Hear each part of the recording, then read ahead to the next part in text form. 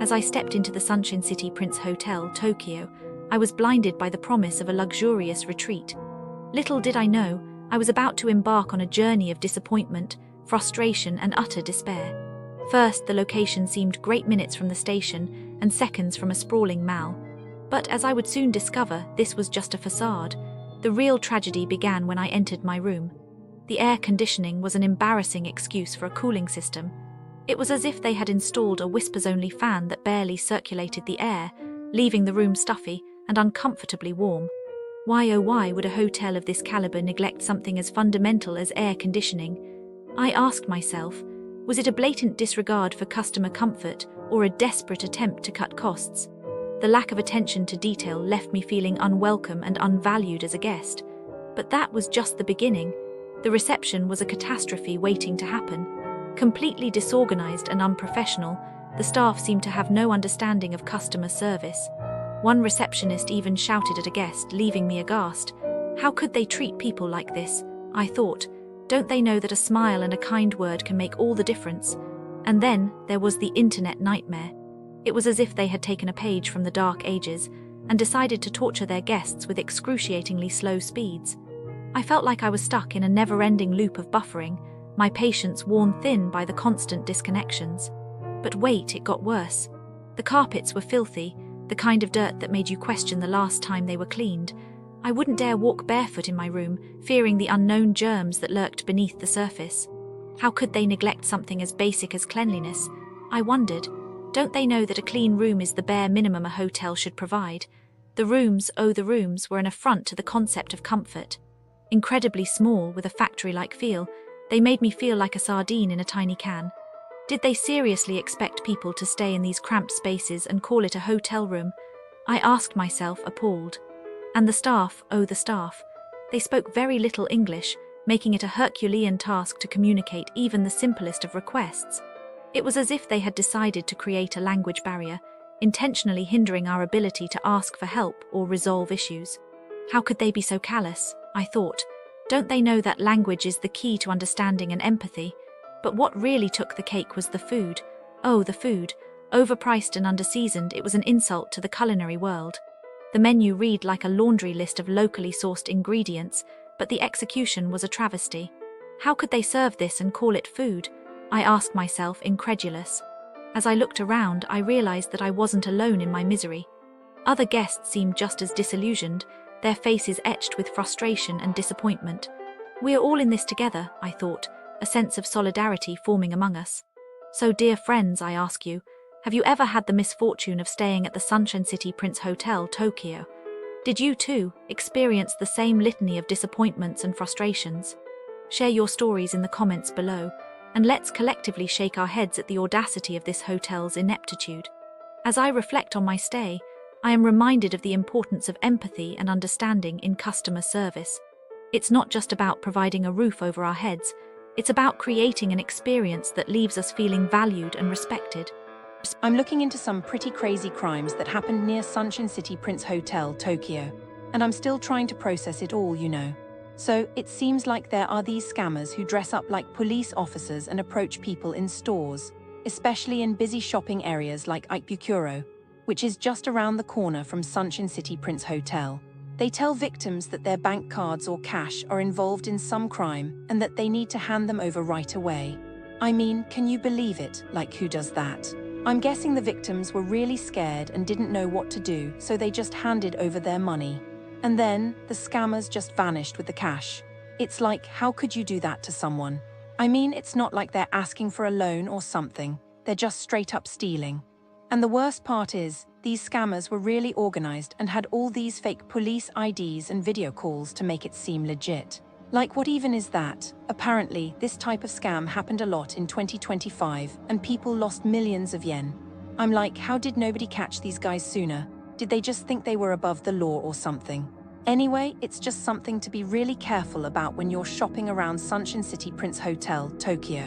Make sure you know who you're dealing with, and don't give anyone your money without being really sure. And then, there's this thing with restaurants near Sunshine City Prince Hotel, Tokyo, where they charge foreign tourists way more than locals.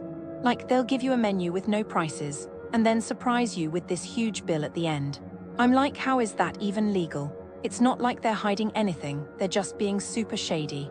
And the worst part is, some tourists probably didn't even realize they were being scammed until it was too late. I'm guessing the restaurants just thought they could take advantage of tourists who didn't speak Japanese or didn't know the area that well. But like, come on, that's just wrong.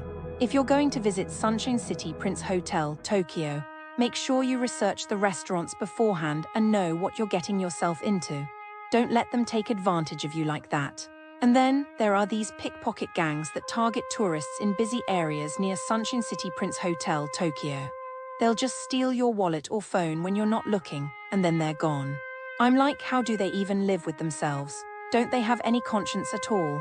I'm guessing the victims were just really distracted or something, and didn't even realize their stuff was missing until it was too late. And then they're just left there with no money or phone, which is just awful. So, if you're going to visit Sunshine City Prince Hotel, Tokyo, just be really careful with your stuff, okay? Keep an eye on it at all times and don't let it out of your sight. And then, there's this thing with fake monks near Sunshine City Prince Hotel, Tokyo, who approach tourists and ask for donations. But like they're not even real monks, they're just scammers. I'm like, how could you do that to someone? Don't you have any shame at all? I'm guessing the tourists just felt really pressured to give them money and didn't know how to say no. And then the scammers just took the money and ran. It's like, what's wrong with people, you know? Can't they just leave tourists alone? And finally, there's this thing with gangs who recruit young people to steal from stores near Sunshine City Prince Hotel, Tokyo. They'll just promise them easy money and then get them to do all these illegal things. I'm like, how does that even work? Don't they have any parents or something? I'm guessing the young people just got caught up in it all and didn't know how to get out. And then they're stuck in this life of crime, which is just awful. So if you're going to visit Sunshine City Prince Hotel, Tokyo, just be really careful, okay? Don't get caught up in anything shady and just stick to the safe areas. The dark truth about businesses near Sunshine City Prince Hotel, Tokyo. The businesses near Sunshine City Prince Hotel, Tokyo, are a masterclass in disappointment. If you were expecting the warm embrace of Japanese hospitality, think again.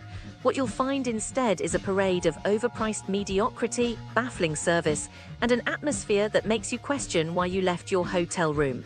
Let's start with Sunshine City itself, the so-called attraction that feels more like a punishment. Tourists are treated like an inconvenience rather than guests. The restaurants, a labyrinth of long lines and zero vegetarian options.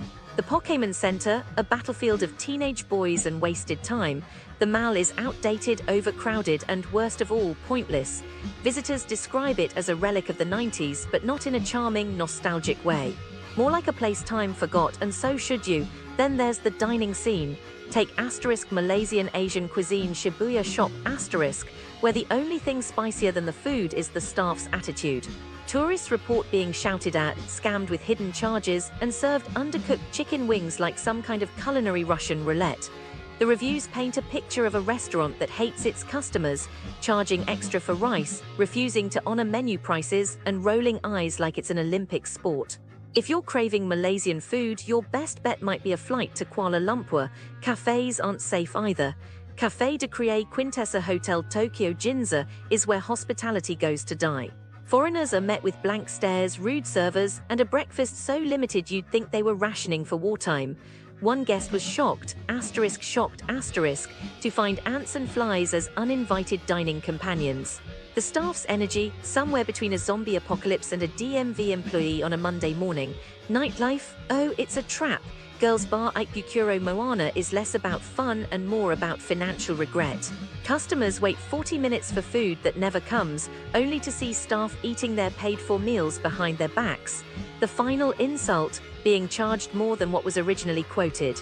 It's not a bar, it's a magic trick where your money disappears. Even shopping is a gamble. GU Bic Camera Shinjuku East Exit Store treats customers like potential criminals. Try on a jacket without hiding in a fitting room, prepare for a scolding, need help, enjoy being laughed at in Japanese. The tax-free system is a maze designed to frustrate, and the staff's attitude suggests they'd rather be anywhere else. And then there's High Five *, the bar that despises tourists. Groups are turned away for mysterious rules, while Japanese patrons waltz right in. The cocktails, uninspired. The vibe, a funeral for good service.